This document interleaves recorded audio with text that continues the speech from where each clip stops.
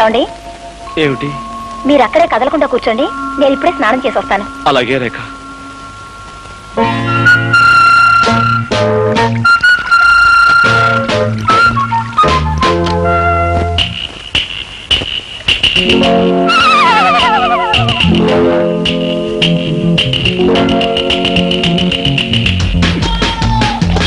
అయ్యో, నన్ను రక్షించండి, నన్ను కాపాడండి. ఏమండి? అయ్యో, హెల్ప్ హెల్ప్ హెల్ప్. ఏమండి, నన్ను రక్షించండి, నాకు చాలా భయంగా ఉందండి. ఏమండి? ఏదో మీద పడిందండి, మెత్తగా దూదు మూట్ల మీద పడేసరికి నా గుండె అదిరిపోయిందండి. అందుకే మిమ్మల్ని కేకేశాను. ఇంతకీ ఏమిటండి అది? పిల్లండి, ఏ బల్ల మీద నుంచో మీ మీద దూకుంటుంది. పిల్ల? దాని కారణంగా మిమ్మల్ని కంగారు పెట్టాను. ఏమండి, ఏమిటండి ఇదంతా తడితడిగా ఉంది? సబ్బు. సబ్బా? అంటే మీరు సగం స్థానంలో ఉండగా పిలిచానా? అయ్యో, మిమ్మల్ని చాలా ఇబ్బంది పెట్టాను. ఐఎమ్ సారీ రేఖ. పర్వాలేదండి. గుడ్డి కళ్ళు, కళ్ళు గుడ్డువైనా సబ్బు పడితే మణుతాయి కదా. అమ్మా, సబ్బు పడి కళ్ళు మణుతున్నాయి. ఏమండి? ఇదో కళ్ళు కడుగుతాను. అలాగేనండి.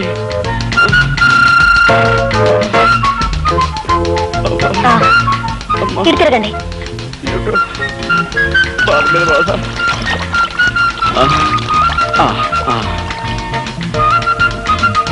అది షాంపూ అండి.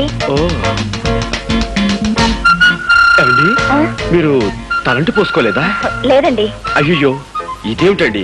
శ్రావణ శుక్రవారం పూట ఆడపిల్లలు తలంటి పోసుకోపోవడం ఏమిటి? ఉండండి. వద్దండి, వద్దు. ఏమండి, ఒక గుడ్డివాణ్ణి తీసుకొచ్చి మీరు ఇన్ని సేవలు చేస్తున్నారే, అలాంటి మీకు కనీసం ఇదైనా చేయండి. ఇలా చేసైనా సరే మీ రుణం తీర్చుకోనివ్వండి. ఏమండి, ఈ కళ్ళు లేని కబోదు గురించి మీరు సంకోచిస్తున్నారా? ప్లీజ్, ఎక్కడైనా సెటిల్ అవ్వండి. రండి. ఏమండి? Thank you.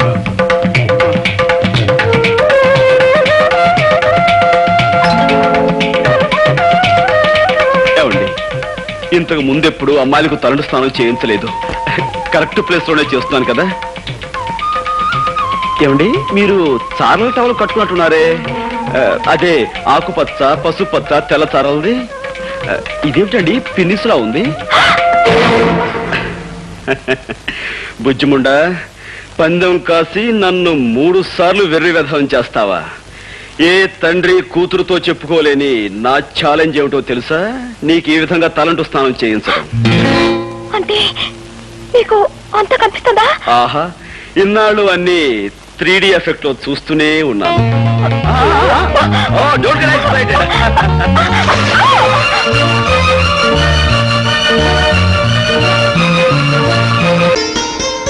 Gopi, Gopi,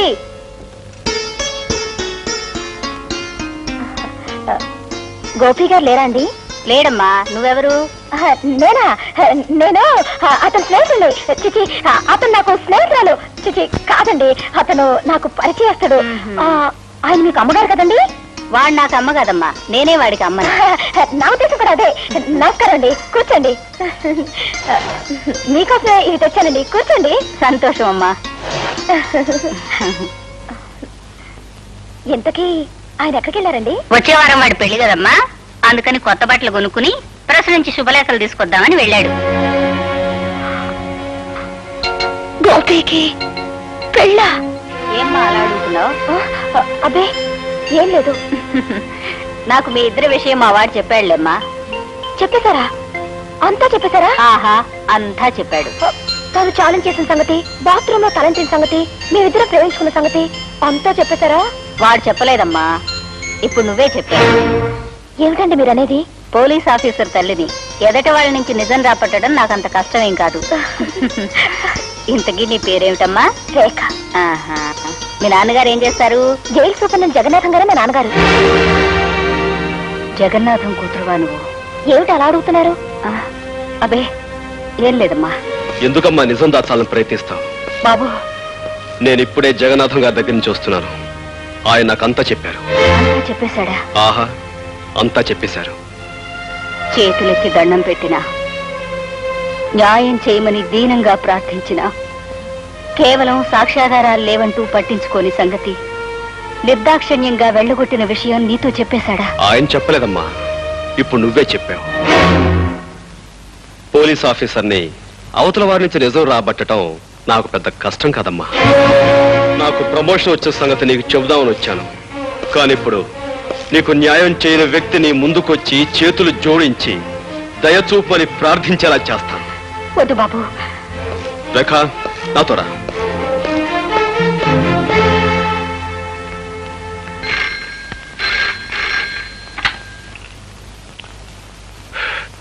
yes Jagannatham here. ఎవరు ఇన్స్పెక్టర్? ఏమిటి విశేషం? వాట్? నమ్మలేకపోతున్నాను. ఒక ఆడపిల్ల ఒక మగాన్ని రేపు చేయడమా? ఎలా కుదురుతుంది? కుదిరిందని అతను కంప్లైంట్ ఇచ్చాడు, చేశారని ఆ పిల్ల ఒప్పుకుంది. మధ్యలో మీరెందుకండి అనవసరంగా బీపీ తెచ్చుకుంటారు? పీపీ గారు,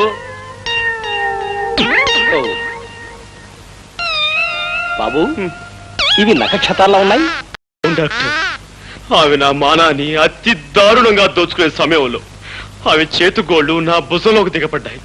కావాలంటే నా పేక మీద చూడండి, దంతక్షతాలు కూడా ఉంటాయి. కొరికిసిందా?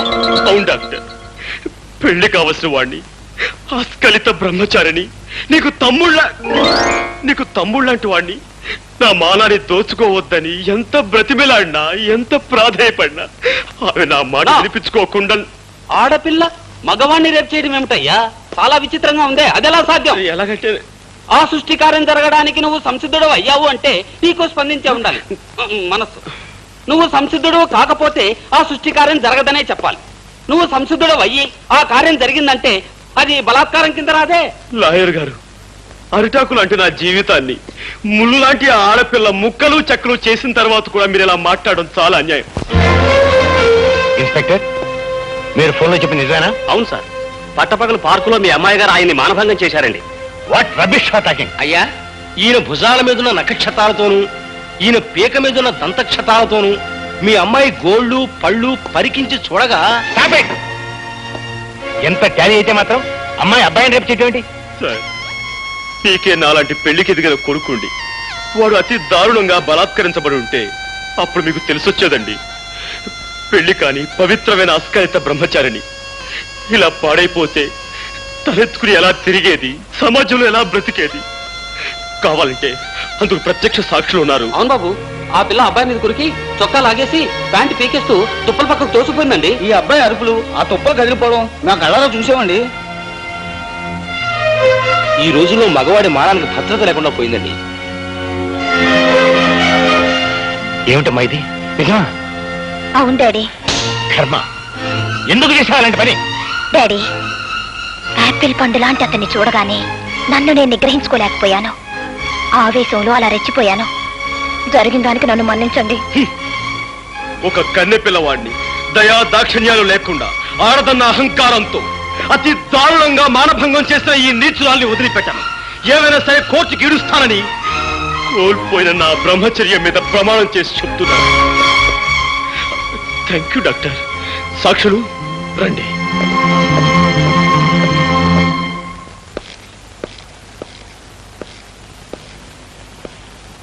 గోపి, అరే మీరా?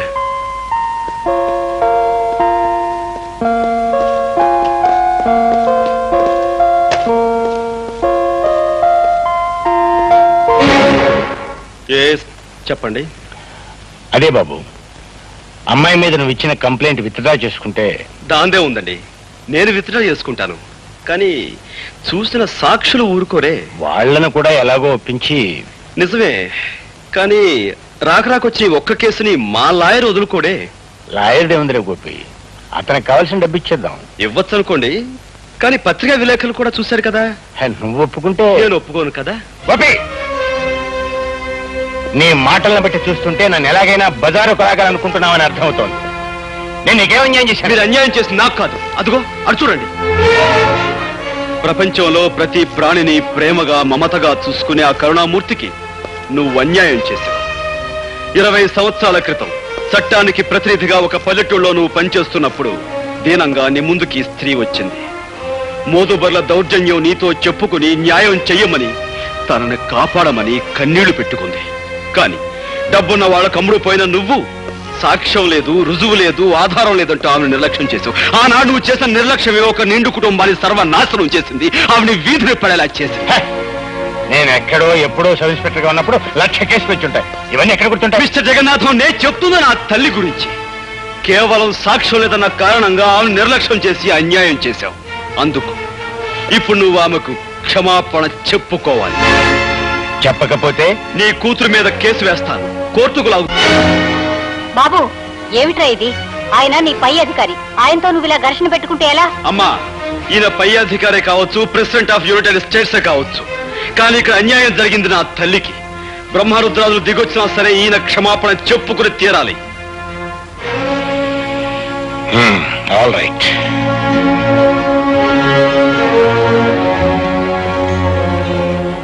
మీకు మీ కుటుంబానికి జరిగిన అన్యాయానికి నన్ను క్షమించమ్మా.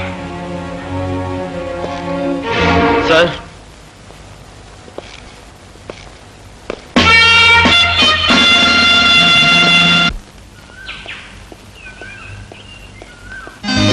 ఏంటిది బలిలాగా? బల్లిలా కాదు పిల్లోడా, ఈ దేశం ఎలాగో నా మీద రేపిస్టని ముద్ర వేసింది. ఇక నాకు ఈ జన్మలో పెళ్లి కాదు. కనీసం నిన్నొక్కసారన్నా రేప్ చేస్తే ఆ తృప్తైనా మిగులుతుంది. ఏంటి, నువ్వు నన్ను రేప్? ఏమిటిది, కొంపదీసి నిజంగా రేప్ చేస్తావా? అవును, ఇక్కడే ఇప్పుడే. ఇది చూడు, ఒక ఆడపిల్ల ఒక మగవాడిని రేప్ చేయటం అంటే అంత సులభం కాదు. దానికి తగినంత బలం కావాలి. బలం కావాలంటే ఏం చేయాలి? అది ఊరపిచ్చుకున్న లేహ్యాన్ని బాగా తినాలి. ఎవరు పిచ్చుకలేసావా? తర్వాత మదన కామరాణి భస్మాన్ని నీళ్ళలో కలుపుకొని తాగాలి.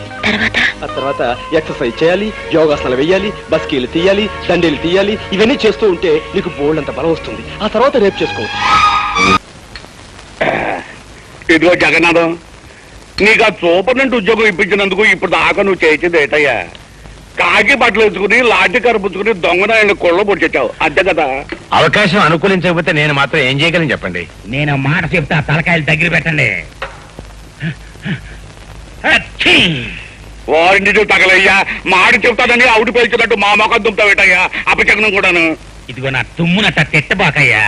అదెంత జయప్రదమైంది అంటే పెళ్లిళ్లలో ముందు నా చేత తుమ్మించుకుని ఆ తర్వాతే మంగళసూత్రం కట్టిస్తారు. సర్లే, పల్లెటూరు నుంచి నిన్ను పానిగట్టుకు రప్పించుకుంది ఎలక్షన్ వ్యవహారంలో మాకు సాయంగా ఉంటావని కానీ నీ తుమ్ములు చరిత్ర చెప్పి మా మట్టి పోగొట్టావని కాదు. ఎందుకు ఏంటంటావు చెప్పు. ఆ భీమరాజు గారిని నువ్వు బయటికి రప్పించలేకపోతే ఎలక్షన్లో నువ్వు చవరం అయిపోతావు. నిన్ను నమ్ముకున్న మేమంతా డెప్పు కొట్టించుకుంటాం. ఆ తర్వాత మనం అడుక్కోవాల్సింది ఓట్లు కాదు, చెప్ప చేత్తో పట్టుకుని చిల్లర.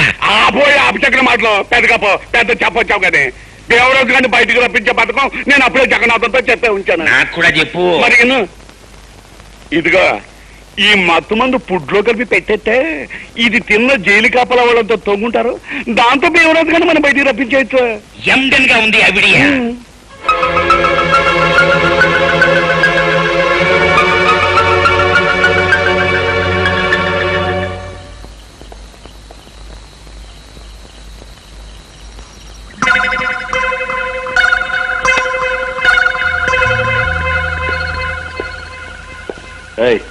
Sentry Venkatrao,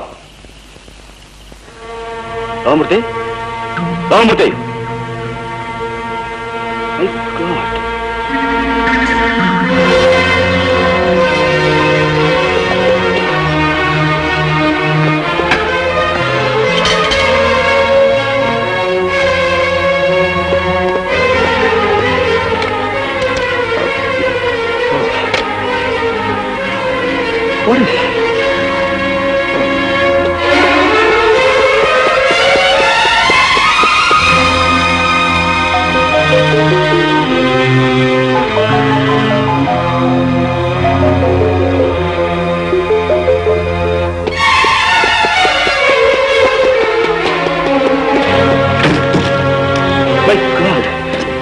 What is it? ఈ జైల్లో ఏదో కుట్ర జరగబోతుంది. ఏమిటో అర్థం కావట్లేదు. అక్కడక్కడ సెంట్రల్ స్పెషల్ పడి ఉంది. అందుకే మన స్టాఫ్ అంతా అలర్ట్ గా ఉండమన్నా.